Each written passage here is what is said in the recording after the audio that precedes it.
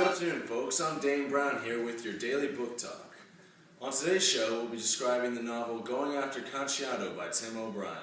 And speaking of Tim, we have Tim in the studio this afternoon. Alright.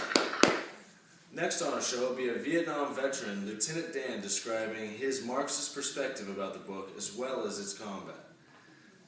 Also, we have a special surprise guest, former President Lyndon B. Johnson, Right.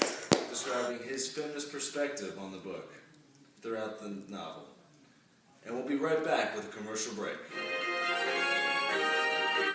Welcome back to Book Talk. I'm here with the author of Going After Cacciato, Tim O'Brien. Come on over here, Tim. How are you doing today? I'm great, how are you? Good. Take a seat. Take a seat. Thank you.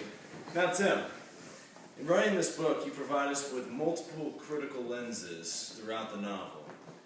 You say the historical lens applies to you mostly.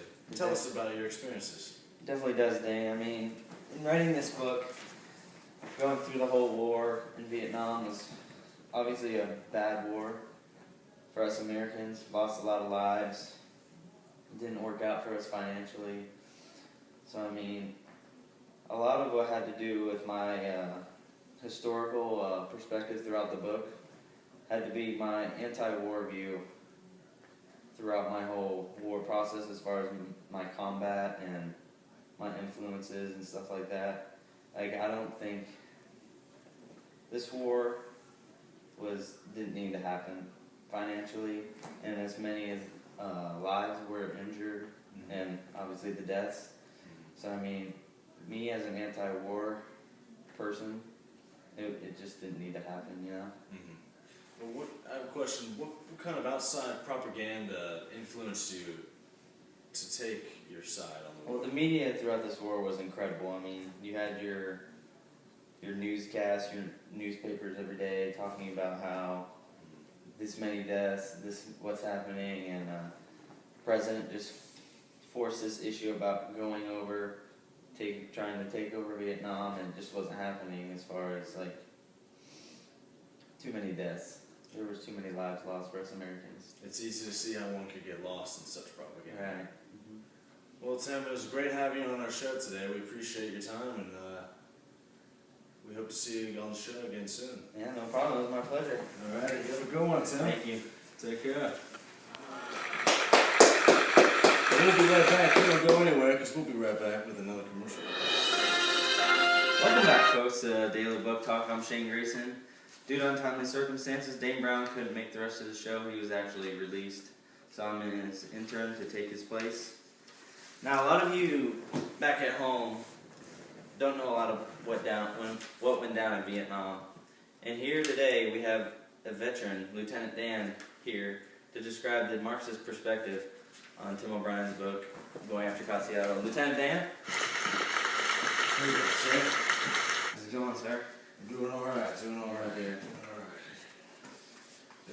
All right. Glad to have you on the show. Just glad to be here. That's good, man. Glad to be here. Now, as far as the book and your role of what you are today, what shaped your Marxist perspective through Tim O'Brien's book? Well, it's simple, brother. It's all about the money. What do you think this war was founded on? Sending young boys like us, 18 years young, being drafted into the army and taking it all in. Right? You know what it's all about, brother? What's it all about? It's all about this right here. Ain't nothing about the money. You know what this war is about? Dollar bills, greenbacks. You know what I think about these? I don't need them. I lost my best friends. I lost all my movement in my left arm. I lost most mobility in my right leg, and I can't even walk up the stairs without stumbling anymore. I got shot, infection set in. There ain't no medical attention money can buy out in the jungle. That's what I think this is about. Now, as far as back at home in the States, you know, people financially had a great loss. I mean, tons of money went into this war as far as shipping you guys over there. The government spent all their propaganda money. How does that affect, what's your view on that? Well, it's simple, basic economics, Shane. It's what war does to a country. It incites rage and support patriotism. How do you think the industry survived back in World War II with the big old economic boom? It's all about propaganda. It's all about fighting the right war. Who's right, who's wrong. It's hard to tell who's wrong thousands of miles away in the middle of a godforsaken jungle, fighting an enemy you can't even see.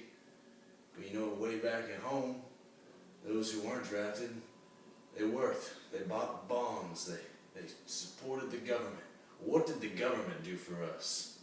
Sent me halfway to hell is what they did. And I don't know what right amount of money or any kind of reprimands, any kind of paybacks. It'll never get back what I lost. Never. No matter how much the economic stress, no matter how much people think that this is a war. It's not a war, it's a conflict. Right. It's a conflict of interest.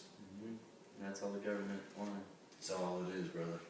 Alright, well, it was great to have you on the show, Lieutenant. It's a great time. Great to be on the show, sir. Yeah. I appreciate you giving me a chance. No problem. You be good, alright? Yes, sir. Lieutenant Dan, everybody. Well, stay tuned. We'll have back from the grave former President Lyndon B. Johnson. Stay tuned, everybody. Glad to have you back, folks. Dan Grayson here. Hope you enjoyed our last two segments on Tim O'Brien and Lieutenant Dan throughout their perspectives of the book. Today, very special guest with us, right back from the grave, former President Lyndon B. Johnson, everybody. Mr. President. How you doing today, Mr. Grayson? Doing very good. Just finishing up a chapter here. Oh, really? Let's see. Yes, sir. We have a few questions for you, Mr. President. Shoot away. So, I see you have the novel with you. Yes, sir. Looking prepared. As always. So, we're here to ask you about your feminist perspective lens.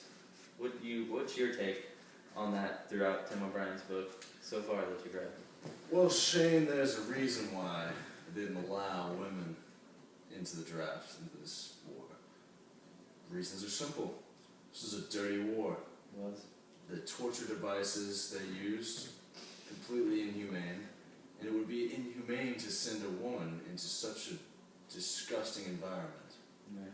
There's a reason why they needed to stay home and work when the men were away. Needed to help keep the economy going. Right, but you sent a lot of troops over. How come you didn't need any assistance as far as medical with their help? In regular war circumstances, women were always nurses. Mm-hmm. This war was an exception. Right. Not quite, in fact, a war, more of a conflict. Mm-hmm.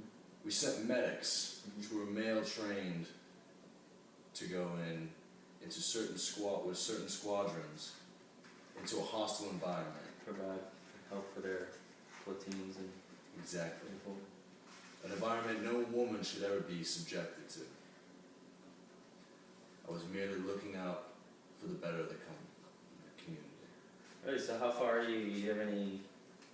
I hear the books, there's a couple parts where ladies have their views about how maybe they should or shouldn't. Well, right here, for example, page 75. Sorry, Lieutenant Corson said. I told you before, this here's no joyride. No place for ladies. I think that speaks to us in saying that I don't believe that women were strong enough to fight this war. It's not a place for this. It wasn't their time. Right. But in fact, if given another chance, maybe circumstances would have played out differently. Mm-hmm. But that's the way that things would. We Right. rode them out as long as we could. Hey, we're how we are today because of you, so did a great job. We're only human. Alright. Glad to have you on the show, Mr. President. Yes, sir. I'm glad you could let me share my views. You carry on? You too. I'm back to the grave.